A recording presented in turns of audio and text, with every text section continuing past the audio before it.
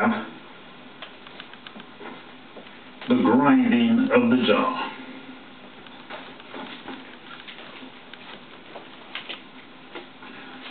So the next step is to start sculpting the closed mandible.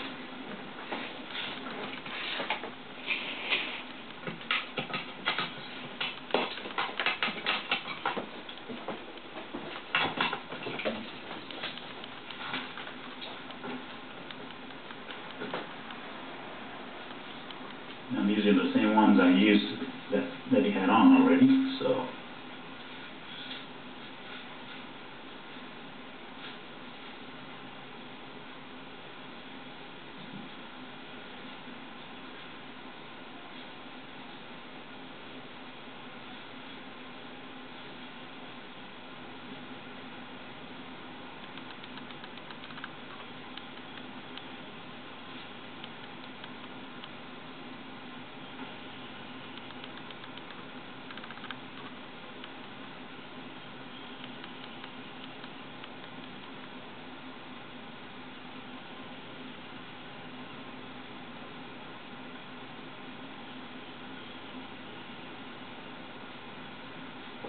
Okay, so we have putty on there holding those mandibles together, and looks like it might work once we get the mask on here.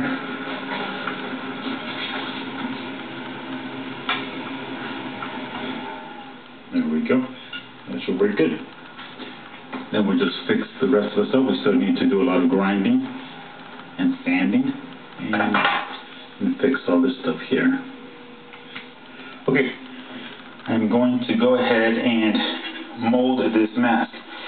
Reason being is it's actually a little warp-sided here. I don't know if you can tell. See, it's laying flat here. But yes, touches here, but does not touch there.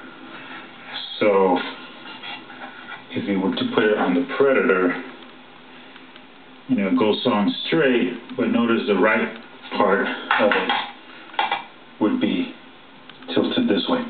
So we don't want that.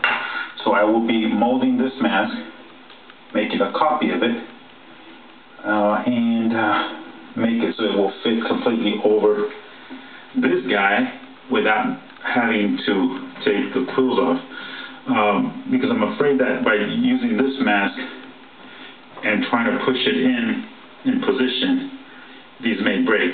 My first initial idea was to make them out of silicone, but these are just so cool looking. I'm going to see if I can make the mask where it would fit perfectly without disturbing these guys here. Okay. Same stuff I did last time, which is the Platsil number 10, and I just added a little bit of color in there. And I'm just going to brush it on, make sure I get all the nice detail. And I'm actually going to make a very thin layer. I don't want this too thick because my plan is to put clay in the negative mold so I can get a clay positive and then use that clay positive over the Predator's face. And that way I can, stretch it out or whatever needs to be done. I'm afraid if I do it too thick, the mold, then I may not be able to get the clay piece out as nice as I can. All set. As you can see, I can peel it here, but it will be flimsy, so I'm going to do the shell. I've decided to just use regular plaster bandages to give it the support shell. Be a lot quicker, dry in 3 minutes.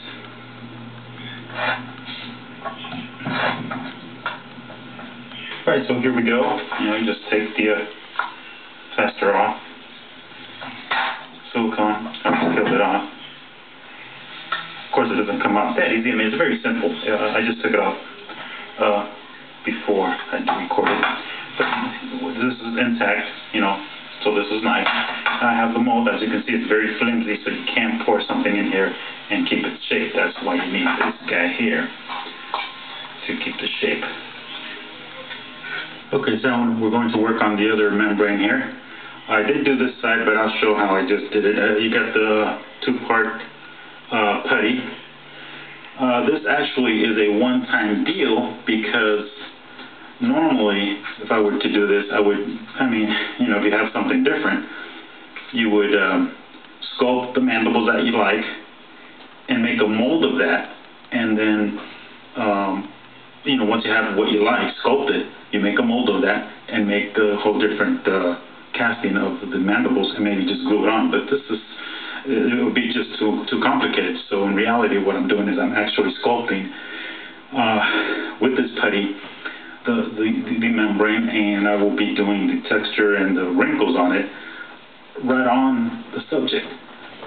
So this will dry in 24 hours, nice and really hard, but it starts getting dry, fairly quick. So, a couple hours or so, but still, so I need to make sure once I do the wrinkles and all that, I like what I see before it starts drying, because once it starts drying, you'll just have to sand the whole thing all off again. So this really is a one-time deal. Okay.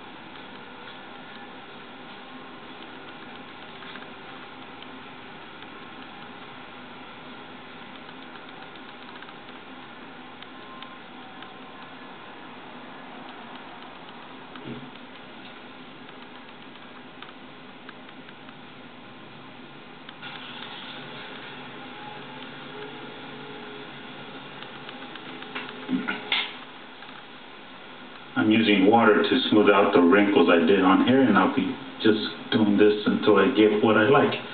So after this, I'll add some more wrinkles, more water, smooth them out, more wrinkles, more water, smooth them out until it's what I like. Putty around the bottom part of the tooth so it will show or look or simulate that it's actually coming out of the area there. It was just smoothed out too much that it didn't seem like it was a tooth coming out of there. So now it's a matter of it for it to dry. This one looks a little red because when I used the brush with water, it had a little red paint in there, but that's okay. That will be eventually just primer it up, paint it white, and start matching the color. White, then mix up some color and hopefully match the color, which is the plan.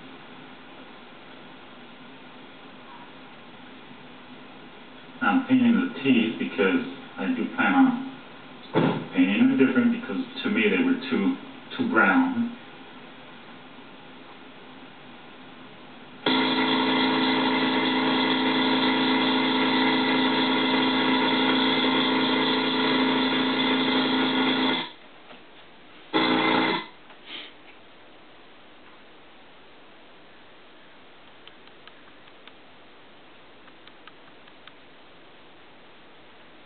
It is painted, and I've added the gloss to match the rest of the face.